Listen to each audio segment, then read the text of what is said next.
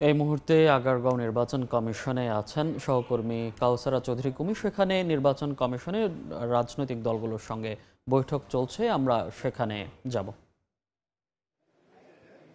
কুমো, ত্রয়োদশ জাতীয় সংসদ নির্বাচনকে সামনে রেখে নানা প্রস্তুতি শেষ করে এই মুহূর্তে নির্বাচন কমিশন শুরু করেছে রাজনৈতিক দলগুলোর সাথে সংলাপ, এবং এই সংলাপের অংশ হিসেবে টানা চতুর্থ দিনের মতো আজ 12টি দল অংশ নেওয়ার কথা রয়েছে এবং সকালে আমন্ত্রণ জানিয়েছে নির্বাচন কমিশন। জামায়াতে ইসলাম বাংলাদেশ, এনসিপি নতুন দল হিসেবে গতকালই যে নিবন্ধন চূড়ান্ত হয়েছে যার, এবং একই সাথে আরও 4টি দল অংশগ্রহণ করার কথা রয়েছে। যেহেতু 10:30টার সময় সংলাপ শুরু হওয়ার কথা, এখনও পর্যন্ত রাজনৈতিক দলগুলো একে একে আসছেন এবং আমরা গত 3 দিন যেটা দেখেছি যে প্রতিটি দলই এসেছেন। শুধু এই গত 3 দিনে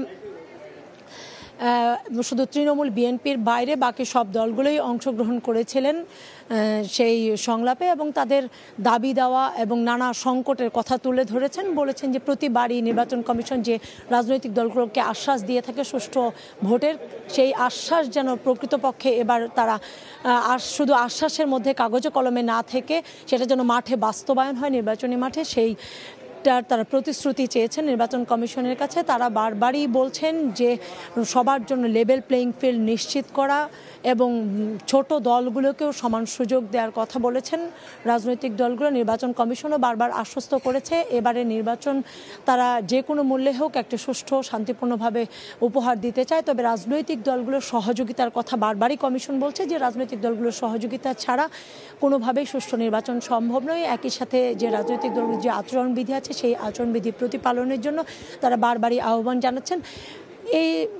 এইভাবেই আসলে তারা তাদের দাবি দেওয়াগুলো তুলে ধরছেন। তবে কেউ কেউ অভিযোগও করেছেন রাজনৈতিক দলগুলো যে যেখানে আইন বিধিবিধান সব কিছু শেষ হয়ে গেছে তারপরে রাজনৈতিক দলগুলোকে কেন ডাকা হলো কমিশনে, সেটি নিয়েও কেউ কেউ আক্ষেপ করেছে কোনো দল। তাদের দাবি যে যদি এই আইন কানুন এবং বিধান হওয়ার আগে রাজনৈতিক দলগুলোর সাথে আলোচনার প্রয়োজন ছিল, সেটি নিয়েও নির্বাচন কমিশনের সাথে তারা কথা বলেছে। কমিশন বলছে যে তারা তাদের জায়গা থেকে সর্বোচ্চ চেষ্টাটুকু করবে।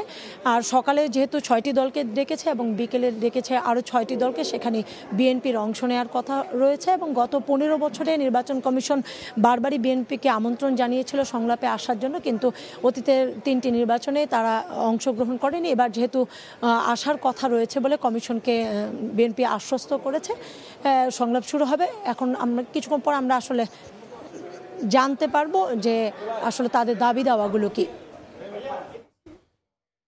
কিছুক্ষণ পরই শুরু হবে ইসিতে জাতীয় যে রাজনৈতিক দলগুলোর সঙ্গে সংলাপ। আমরা সরাসরি যুক্ত ছিলাম সেখান থেকে।